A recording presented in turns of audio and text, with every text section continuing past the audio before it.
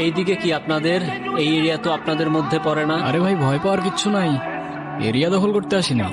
Area আপনার, ধান্দা আমার। Let's talk business. এই এরিয়াতে ধান্দা করতে হইলে নিজেরে প্রুফ করা লাগে ব্রাদার। চলেন খেলি।